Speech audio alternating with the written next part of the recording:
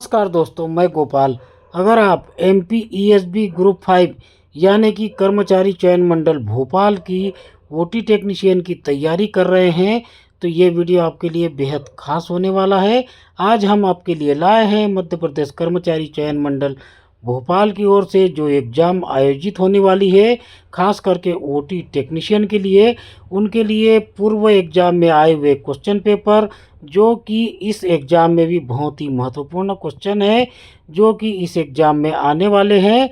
इसके लिए हम आपके लिए लाए हैं इस वीडियो के माध्यम से 15 ऐसे क्वेश्चन जो कि एग्ज़ाम में आने वाले हैं। तो आप इसकी तैयारी करें, वीडियो को पूरा देखें, स्किप ना करें। चैनल को सब्सक्राइब नहीं किया है तो चैनल को सब्सक्राइब करें और वीडियो को अंत तक ज़रूर देखना ना भूलें। नमस्कार। तैयारी करें। हर ओटी टेक्नीशियन स्टूडेंट का एक सपना होता है कि मुझे भी गवर्नमेंट जॉब की ओर जाना है, मेरी भी सरकारी जॉब लगे। इसी में आज हम आपकी पूरी तैयारी के लिए, ओटी टेक्नीशियन एग्ज़ाम की तैयारी के लिए किस तरीके से हमें क्वेश्चन को फाइट करना चाहिए, किस तरीके से हमें तैयारी करना चाहिए, आज इसी के माध्यम से आज हम देखते हैं। हम क्वेश्चन नंबर 1 पर है। जो हमारा पहला क्वेश्चन नंबर 1 है हमारा, ओटी में ऑटोक्लेव का उपयोग किसके लिए होता है। तो इसका जो आंसर है वो है स्टरलाइजेशन के लिए हम ऑटोक्लेव का उपयोग करते हैं। ठीक है दोस्तों, अगला क्वेश्चन है हमारा, क्वेश्चन नंबर 2 है, स्पाइनल एनेस्थीसिया कहाँ दी जाती है। तो इसका जो आंसर है वो है L3 और L4 वर्टिब्रा के बीच में स्पाइनल एनेस्थीसिया दिया जाता है। इसका याद रखें सभी स्टूडेंट। इसी तरीके से मेन एग्जाम में क्वेश्चन आने वाले हैं, ये हम इसकी मॉक तैयारी कर रहे हैं। वीडियो को पूरा देखना ना भूलें। चैनल को अभी तक सब्सक्राइब नहीं किया है तो चैनल को सब्सक्राइब करें। ठीक है दोस्तों, चलो आगे बढ़ते हैं। अगला हमारा क्वेश्चन है क्वेश्चन नंबर 3, ऑक्सीजन सिलेंडर का कलर कोड क्या होता है। अब इसका आंसर है ऑक्सीजन सिलेंडर का कलर कोड, आप याद कीजिए क्या होता है कि black cylinder with white shoulder होता है। उसका आंसर हम देखें इसमें तो black body with white top, या फिर हम इसको black cylinder with white shoulder भी बोल सकते हैं। अब अगला क्वेश्चन हम देखते हैं क्वेश्चन नंबर 4 पर क्या बोल रहा है। क्वेश्चन नंबर 4, ऑपरेशन थिएटर में लेमिनर एयर फ्लो का उपयोग किस लिए होता है। बहुत अच्छा क्वेश्चन है ये भी। ऑपरेशन थिएटर में लेमिनर एयर फ्लो का उपयोग किस लिए होता है। तो इसका जो उत्तर है, इन्फेक्शन कंट्रोल के लिए हम लेमिनर एयर फ्लो का उपयोग करते हैं। तो इसका आंसर क्या आएगा, infection control. Laminar air flow का जो उपयोग है ऑपरेशन थिएटर में इन्फेक्शन कंट्रोल के लिए किया जाता है। चलिए अगला क्वेश्चन हम देखते हैं, यूनिवर्सल प्रिकॉशन का मतलब क्या है। यूनिवर्सल प्रिकॉशन का मतलब क्या होता है कि हर मरीज को पोटेंशियल इन्फेक्शन कैरियर मानना होता है। उसमें यूनिवर्सल प्रिकॉशन का मतलब यह होता है कि जैसे कोई पेशेंट HbSAg या फिर HIV पॉजिटिव होता है, उसमें जो हम प्रिकॉशन करते हैं उसको यूनिवर्सल प्रिकॉशन कहते हैं, जो कि हर पेशेंट को पोटेंशियल इन्फेक्शन के लिए एक करियर के रूप में मानना होता है, जिसको कि हम यूनिवर्सल प्रिकॉशन कहते हैं। चलिए अगला क्वेश्चन हम देखते हैं, पल्स ऑक्सीमीटर क्या मापता है। सबने देखा है, हमने जब कोरोना में ये बहुत ज़्यादा ही आम जनता तक भी इसने पहुंच बना ली थी।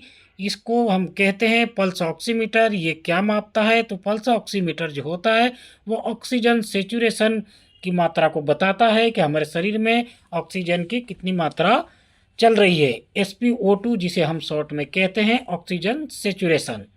ठीक है दोस्तों, अगला क्वेश्चन हम देखते हैं क्वेश्चन नंबर 7, सामान्य ब्लड प्रेशर कितना होता है। ये तो हम सबको पता ही होता है, सामान्य ब्लड प्रेशर 120/80 mmHg होता है। ये 120/80 mmHg ये ध्यान रखना, ये भी लिखना है। यदि हम बीपी को लिखते हैं तो बाद में बीपी जो आया है उसके बाद में mmHg ये लिखना होता है। ये बहुत ध्यान रखें, नहीं तो एग्जाम में आपको नंबर नहीं मिलेंगे। यदि इस टाइप का कोई क्वेश्चन आता है, यदि आपने बीपी लिखा है किसी मरीज का 120/80, तो इसमें पीछे इसके mmHg लिखना अनिवार्य होता है। यही बीपी की एक मानक होता है और ये लिखना अनिवार्य होता है, खास करके एग्जाम में जब हमें पूरे नंबर इसी के मिलते हैं। चलिए अगला क्वेश्चन हम देखते हैं, सोडियम हाइपोक्लोराइड का उपयोग किस लिए किया जाता है। सोडियम हाइपोक्लोराइड का जो उपयोग है वो डिसइंफेक्शन के लिए किया जाता है। और कौन से disinfection, surface disinfection. Surface disk में इन्फेक्शन यानी कि जो ओटी का फ्लोर्स होता है या ओटी की वॉल को मोपिंग की जाती है ऑपरेशन थिएटर के बाद में, जब ओटी की साफ़ सफाई की जाती है तो पोछे के अलावा फॉर्मेलिन और इसके बाद में जो सोडियम हाइपोक्लोराइड होता है उससे वॉल्स को साफ किया जाता है, ओटी टेबल को किया जाता है। तो सरफेस को डिसइंफेक्शन करने के लिए सोडियम हाइपोक्लोराइड का उपयोग किया जाता है। इसका सही आंसर ये है। अगला हम देखते हैं एंडोट्रेकल ट्यूब किसके लिए उपयोग होती है। एंडोट्रेकल ट्यूब जो होती है इसको डालने का जो हम देखते हैं, इसको डालने का सिर्फ एक मेन उद्देश्य ये होता है कि ये एयरवे मैनेजमेंट को बनाए रखता है। पेशेंट को सांस लेने में कोई दिक्कत होती है तो उसको हम इंट्यूबेट करते हैं। इंट्यूबेट करना आने एंडोट्रेकल ट्यूब को पेशेंट को डालना होता है। और वो किस लिए डाला जाता है, इसका एक मेन पर्पज होता है, वो होता है एयरवे मैनेजमेंट। एयरवे मैनेजमेंट के लिए एंडोट्रेकल ट्यूब पेशेंट को डाली जाती है। इसका जो सही आंसर है वो एयरवे मैनेजमेंट होगा। इसके बाद में क्वेश्चन को यदि घुमा फिरा कर भी दिया गया है तो वहाँ पर आपको दिमाग लगाना है थोड़ा सा, और उसका सही आंसर देने के लिए भले थोड़ा सा वेट करना पड़े लेकिन गलत आंसर नहीं देना है। अब हम अगला देखते हैं क्वेश्चन नंबर 10। सीपीआर करते समय चेस्ट कॉम्प्रेशन और ब्रीथिंग का रेशो क्या होना चाहिए। बहुत इंपॉर्टेंट क्वेश्चन है ये, और इसको ध्यान से पढ़ना क्योंकि ये हमारे डेली रूटीन से हटकर चीज़ होती है। तो जब पेशेंट को कार्डियक अरेस्ट होता है तब हम सीपीआर देते हैं, या कोई पेशेंट को अटैक पड़ता है सीरियसली तब हम उसको पेशेंट को सीपीआर करते हैं, चेस्ट को कंप्रेशन करते हैं। तो इसका जो ब्रीथिंग रेशो क्या होता है, तो इसमें जो दे रहा है 3/2 दे रहा है ये इसको। तो ये इसका मतलब 30/2 है, सॉरी 30/2 दे रखा है। तो ये उसका रेशो होता है, इसको याद करना पड़ेगा आपको। चलिए अगला क्वेश्चन हम देखते हैं, क्वेश्चन नंबर 11। स्टेराइल ग्लव्स पहनने से पहले हाथ धोना क्यों जरूरी है। इस प्रोसेस को हम क्या कहते हैं, याद करो। स्टेराइल ग्लव्स पहनने से पहले हाथ धोना क्यों जरूरी है, क्योंकि इन्फेक्शन कंट्रोल करने के लिए हाथ धोना बहुत ज़रूरी होता है। और ये जो प्रोसेस होती है ये हम स्क्रबिंग करने जब जाते हैं ऑपरेशन के ठीक पहले, जब हम तैयार होने जाते हैं, स्क्रब होने जाते हैं, उसको हाथ धोना कहते हैं। और ग्लव्स पहनने के पहले अच्छी तरीके से स्क्रब करते हैं। काहे के लिए करते हैं, इन्फेक्शन कंट्रोल के लिए। तो इसका जो सही आंसर है वो है इन्फेक्शन कंट्रोल के लिए। चलिए अगला क्वेश्चन हम देखते हैं, हीमोस्टेट का उपयोग किस लिए किया जाता है। हीमोस्टेट से आप क्या समझते हैं। हीमोस्टेट यानी ब्लीडिंग को कंट्रोल करना, हीमो यानी ब्लड, स्टेट यानी उसको स्टॉप करना। हीमोस्टेट का मतलब होता है ब्लीडिंग को रोकना। हीमोस्टेट जो होती है वो ब्लड वेसल क्लेम करने के लिए हीमोस्टेट का उपयोग किया जाता है। इसका जो सही आंसर है ब्लड वेसल्स को क्लेम करने के लिए।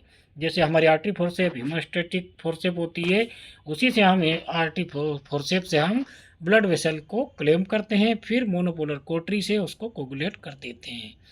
ठीक है दोस्तों, अगला क्वेश्चन है हमारा क्वेश्चन नंबर 13।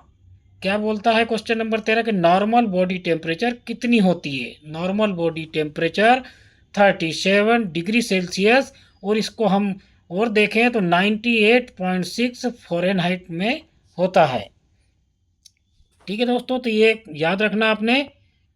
कुछ क्वेश्चन तो ऐसे आ जाते हैं कि वो मुझे भी अटपटे लगते हैं, लेकिन इसका आंसर हमें देना है, याद करना पड़ेगा। आप अच्छे से तैयारी करें इसकी। सूचर मटेरियल में एब्जॉर्बेबल एग्जाम्पल कौन सा है। जो एग्जॉर्बेबल सूचर्स होते हैं इसमें से जो 4 ऑप्शन दिए होंगे उसमें से कौन सा होता है, तो इसमें से जो कैटगट है या फिर वाइक्रिल है, कैटगट, वाइक्रिल, मोनोक्रिल, ये एब्जॉर्बेबल सूचर्स होते हैं। ध्यान रखना आपने, कैटगट, वाइक्रिल, मोनोक्रिल, ये जो सूचर होते हैं ये एब्जॉर्बेबल सूचर होते हैं, जिसमें कि ये 3-4 ऑप्शन दे देंगे जिसमें से एक सही होगा। उसमें यदि वाइक्रिल आए, मोनोक्रिल आए या फिर क्रोमिक कैटगट आए तो ये तीनों में से कोई भी एक आंसर सही होगा, वो एब्जॉर्बेबल सूचर्स का एग्जाम्पल होता है। अगला क्वेश्चन हम देखते हैं, क्वेश्चन नंबर 15। ग्रीन कलर का कैनुला का गेज साइज क्या होता है। ग्रीन कलर हम हमेशा ओटी में यूज करते हैं, अधिकतर जो यूज होता है ओटी में वो ग्रीन कैनुला ही होता है। क्यों होता है, क्योंकि इसका गेज थोड़ा सा बड़ा होता है, और जो पेशेंट को ऑपरेशन के दौरान जो फ्लूइड वॉल्यूम दिया जाता है वो स्पीड से जाए, इसलिए उसको ग्रीन कैनुला डालते हैं और उसका गेज होता है 18 नंबर का गेज होता है उसका ग्रीन कलर के कैनुला का। ठीक है दोस्तों, चलिए अगला देखते हैं हम।